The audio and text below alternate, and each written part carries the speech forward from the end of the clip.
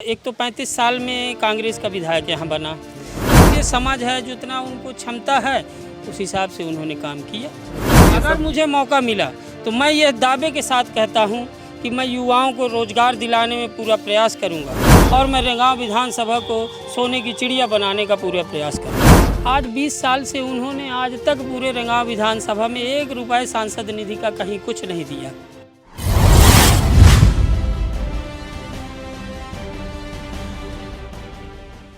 नमस्कार, peptic time Madhya Pradesh समाचार में हमारी विंध्य यात्रा जारी है। सतना ज़िले की एक विधानसभा है रेगांव, जहां पर हम मौजूद हैं। यहां पर कांग्रेस की वर्तमान विधायक हैं कल्पना वर्मा। उपचुनाव में भी चुनाव जीती थीं और इस पुराने भाजपाई गढ़ को, इस किले को उन्होंने भेदा था। लेकिन उनकी विधानसभा सीट पर उनकी ही पार्टी के कई लोग प्रतिद्वंदिता कर रहे हैं और टिकट की दावेदारी कर रहे हैं। करना भी चाहिए, लोकतंत्र में सबका अधिकार है, लेकिन दावेदारी के पीछे की बुनियाद क्या है और यहाँ कांग्रेस और भाजपा के बीच की राजनीति क्या है, इसको समझने के लिए आज हम बागडोर सेगमेंट में यहाँ रेगांव विधानसभा क्षेत्र में बात कर रहे हैं। मनोज बागरी, जिन्हें यहाँ के लोग बबलू के नाम से भी जानते हैं, वो यहाँ से इस विधानसभा सीट से विधानसभा टिकट की कांग्रेस की ओर से दावेदारी कर रहे हैं। मनोज जी, स्वागत है आपका। बहुत बहुत धन्यवाद आपका। मनोज जी, पहला सवाल तो ये, जो सवाल कांग्रेस में कमलनाथ और दिग्विजय सिंह भी आपसे पूछेंगे, वही सवाल मैं पूछ रहा हूँ। इस सीट पर 30 साल तक भाजपा काबिज रही। आपकी ही पार्टी की कल्पना वर्मा ने वो अभेद किला तोड़ा और वो उपचुनाव में विधायक बनी। अब एक सिटिंग एमएलए का टिकट काट कर कांग्रेस आपको टिकट क्यों देगी? मैं रेगांव विधानसभा की धारा में आप पधारे। मैं आप सभी का तहे दिल से बनता स्वागत अभिनंदन करता हूं। जैसा कि आपने कहा कि सिटिंग एमएलए कांग्रेस की विधायक हैं और टिकट क्यों दें, तो देखिए मैं आपको बता दूं, मैं आज 15 साल 20 साल से जनता के बीच में हूँ। हमेशा चाहे किसी गांव में सुख दुख हो या चाहे जहाँ भी मुझे लोग बुलाते हैं, जहाँ भी आदेशित करते हैं, मैं 24 घंटे वहाँ तत्पर रहता हूँ। रही बात कि उपचुनाव में उन्होंने जीता, इसके पहले 18 में भी उन्हीं को ही टिकट मिला था, लेकिन हम लोग सब एकजुट हो करके पूरे क्षेत्र में एक साथ सब लोगों ने काम किया, लेकिन रिजल्ट जो है वो हमारे लोगों के विपरीत आया और फिर हमको हमारे प्रत्याशी को 18,000 से हार हुई। लेकिन फिर इसके बाद उपचुनाव हुआ। उपचुनाव में कांग्रेस ने श्रीमती कल्पना वर्मा पे भरोसा किया। बहुत सारे दावेदार थे, 12-15 लोग थे, लेकिन सब लोगों ने एक साथ जुट हो करके, सभी लोगों ने एकजुटता बना करके सब लोगों ने शपथ लिया था कि जिसको भी टिकट मिलेगी हम लोग काम करेंगे। हम लोग ईमानदारी से पूरा काम किया, उसी का आज परिणाम है, आज दिख रहा है जो आज हमारा।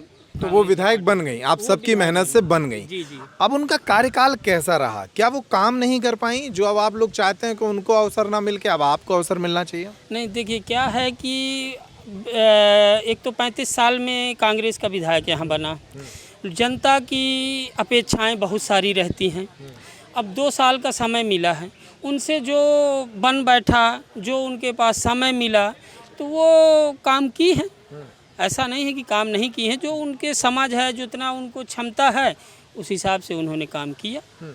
अगर कांग्रेस आपको टिकट देती है, आपके दिमाग में रेगांव के विकास की क्या तस्वीर है, क्या खाका है, क्या विज़न है आपका? देखिए, मैं आज 15 साल से लगातार क्षेत्र में हूँ। चाहे वो रेगांव मोड़ से करसरा रोड का आंदोलन हो, मैंने आंदोलन किया, 10 दिन अनशन किया।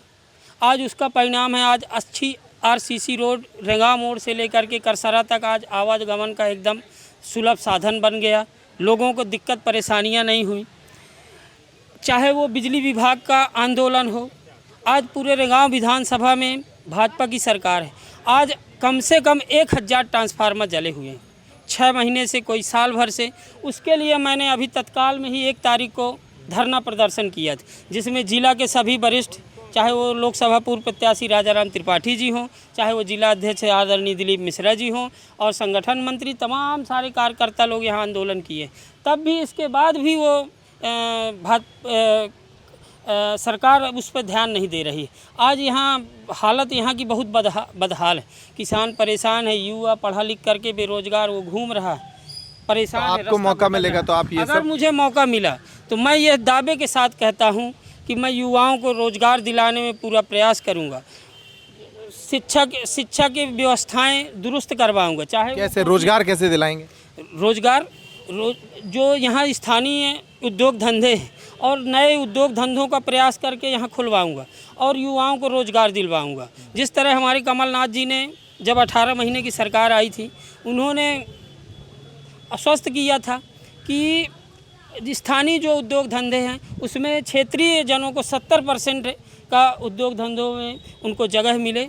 वही उसी उद्योग धंधों के विकास के रूप में तो भाजपा भी क्रेडिट लेती है। आपके सांसद हैं गणेश सिंह जी, वो बहुत सारे उद्योग धंधों को लेकर आए, ऐसा कहा जाता है।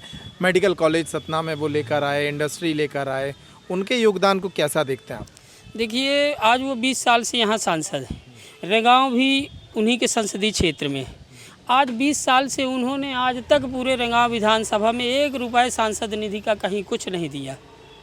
और अगर मुझे मौका मिलता है तो चाहे वो स्वास्थ्य व्यवस्थाएं हों, चाहे वो कोठी में कॉलेज हो, चाहे वो रेगांव में कॉलेज हो, सिंहपुर में कॉलेज हो, चाहे सिंहपुर को नगर पंचायत का दर्जा दिलाना हो, चाहे रेगांव को नगर पंचायत का दर्जा दिलाना हो, मैं अपनी पूरी कोशिश करूंगा और पूरा प्रयास करूंगा और मैं रेगांव विधानसभा को सोने की चिड़िया बनाने का पूरा प्रयास करूंगा। एक आखिरी सवाल आपसे, सोने की चिड़िया आप बाद में बनाइएगा अपनी विधानसभा को। अगर मान लीजिए कांग्रेस ने आपको टिकट नहीं दी और टिकट रिपीट होके कल्पना वर्मा को ही जाती है, तब यहाँ कांग्रेस के बीच क्या गड़बड़ी, क्या गुटबाजी देखने को मिल सकती है? आप कहाँ रहेंगे? देखिए, कहीं कोई गुटबाजी नहीं है। हम लोग सब एक हैं। ये शीर्ष नेतृत्व का है, वो किनके ऊपर भरोसा करती है, किसको वो प्रत्याशी अपना बनाती है, जिसको भी प्रत्याशी बनाएगी। हम आज 2013 में हो, चाहे 2018 में हो, चाहे उपचुनाव में हो, और आगे भी हम कांग्रेस का ही काम करेंगे, क्योंकि कांग्रेस ने हमको मान सम्मान दिया, इतना बड़ा परिवार दिया, हमको जान पहचान दिया, काम करने का मौका दिया। बस यही तो चाहिए हमको, और क्या चाहिए। चलिए, तो मनोज जी बहुत धन्यवाद आपका। मनोज बागरी जी हमारे साथ थे, रेगांव विधानसभा में कांग्रेस की ओर से दावेदारी कर रहे हैं। अच्छी बात उन्होंने ये कही कि अगर जनता और पार्टी उन्हें मौका देती है और वे चुनकर सदन में जाते हैं तो ये जो कि मध्य प्रदेश की सबसे पिछड़ी विधानसभा है, इसे वे सोने की चिड़िया बना देंगे। इस बागडोर सेगमेंट में इतना ही। नमस्कार।